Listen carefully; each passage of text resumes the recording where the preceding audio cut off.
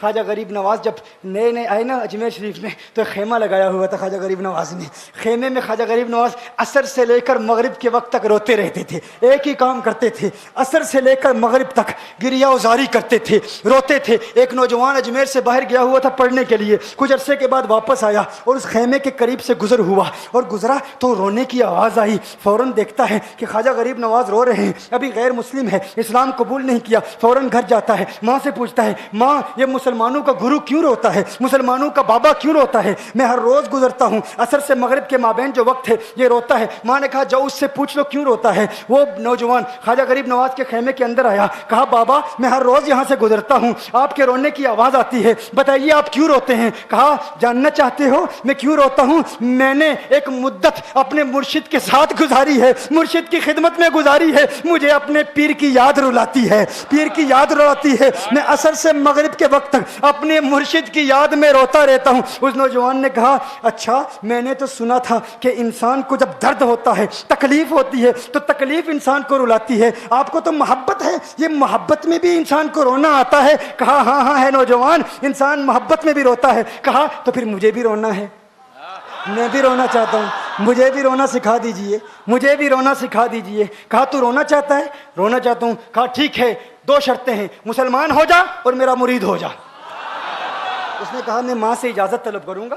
ماں کے پاس گیا اجازت لینے کے لیے. ماں نے کہا تو ضدی ہے, جب تو ارادہ کر لیتا ہے, جو ارادہ کرتا ہے تو پورا کرتا ہے, جا جو کرنا چاہتا ہے کر لے. خواجہ غریب نواز کے بارگاہ میں حاضر ہوا, عرض کرتا ہے بابا میں پھر مسلمان ہونا چاہتا ہوں, مجھے مرید کر لیجئے. خواجہ غریب نواز نے مرید کر لیا, خواجہ غریب نواز کا مرید ہو گیا. اب خواجہ غریب نواز نے کہا اب وقت سارا میرے ساتھ گزرے گا, ناشتے کے وقت خواجہ غریب نواز کے ساتھ, سحری کے وقت خواجہ غریب نواز کے ساتھ, سحر کے وقت خواجہ غریب نواز کے ساتھ, پورا دن اسے خواجہ غریب نواز کے قرب کی کچھ ایسی عادت ہو گئی, خواجہ غریب نواز کا دیوانہ ہو گیا, ان کا عاشق ہو گیا. کچھ عرصہ گزرا, خواجہ غریب نواز نے فرمایا اب تیرے لیے 3 دن کی چھٹیاں ہیں, 3 دن کے لیے چھٹیاں ہیں, 3 دن کے لیے چلا جا.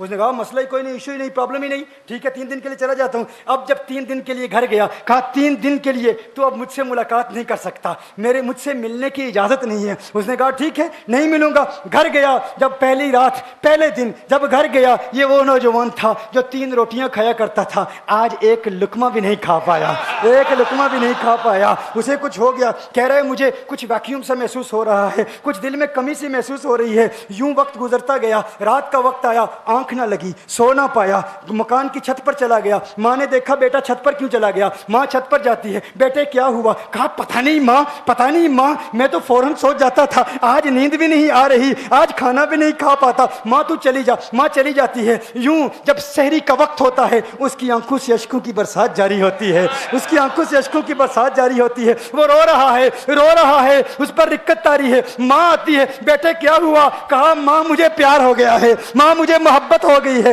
ماں مجھے عشق ہو گیا ہے. جا غریب نواز کے پاس, کہا مجھے بلا لو, اب یہ جدائی برداشت نہیں ہوتی, اب مرشد کی جدائی برداشت نہیں ہوتی. ماں فوراً خواجہ غریب نواز کی بارگاہ میں حاضر ہوتی ہے. کہا میں نہیں جانتی ہے مسلمانوں کے بابا, تو نے میرے بیٹے کو کیا دے دیا, تمہارا تعلق نہیں سمجھ پاتی, تمہارا رشتہ نہیں سمجھ پاتی, لیکن وہ تو رو رہا ہے, کہتا ہے واپس بلا لو. خواجہ غریب نواز نے کہا نہیں ابھی وقت نہیں ہے, میں اپنی زبان میں کہتا ہوں. گویا کہ خواجہ غریب نواز نے کہا ہوگا ابھی تو ابتدائی عشق ہے, روتا ہے کیا, آگے دیکھ ہوتا ہے کیا. تیری تمنا تھی, تیری خواہش تھی کہ محبت میں رونے کی عادت ہو جائے, ابھی تو ابتدا ہے. ماں کو واپس بھیج دیا, کہا واپس چلی جا. اسے کہا ابھی اجازت نہیں ہے, وہ واپس چلی جاتی ہے. بیٹے کو بتاتی ہے کہ ہے میرے بیٹے, وہ تو اجازت نہیں دے رہا. کہا ماں سن لے, اب اگر نہ بلایا تو میں مر جاؤں گا, یہ محبت مجھے مار ڈالے گی, یہ محبت مجھے مار ڈالے گی. ماں اگر مجھے زندہ دیکھنا چاہتی ہے تو میرے مرشد کو راضی کر لے, میرے مرشد کو بتا دے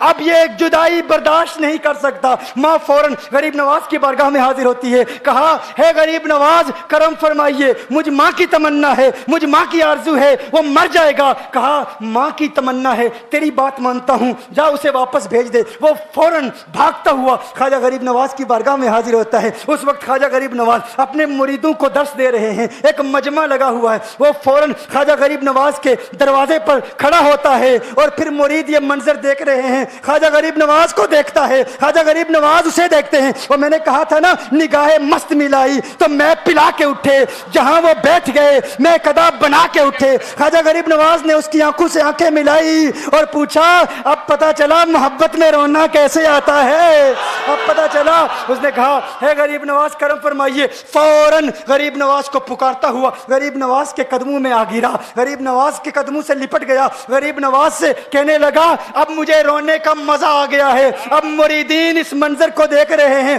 اور حیران ہو رہے ہیں کہ صرف خواجہ غریب نواز کا وہ مرید ہی نہیں رو رہا, سارے مرید رو رہے ہیں, اس پیار کے رشتے کو دیکھ رہے ہیں. اور پھر ایک عجیب و غریب منظر, خواجہ غریب نواز نے کہا آج رات تو نے کھانا کھایا تھا؟ کہا نہیں کھایا تھا. خواجہ غریب نواز نے فرمایا میں نے بھی نہیں کھایا تھا. اس نے پھر خواجہ غریب نواز نے فرمایا آج رات سویا تھا؟ کہا نہیں سویا تھا. کہا آنکھ مجھے بھی نہیں لگی, نیند مجھے بھی نہیں آئی. یہ منظر سب مرید دیکھ رہے ہیں, وہ مرید بھی رو رہا ہے اور خواجہ غریب نواز کی آنکھوں میں بھی اشکوں کی برسات جاری ہے. یہ وہ رونے والوں کا مقام ہے.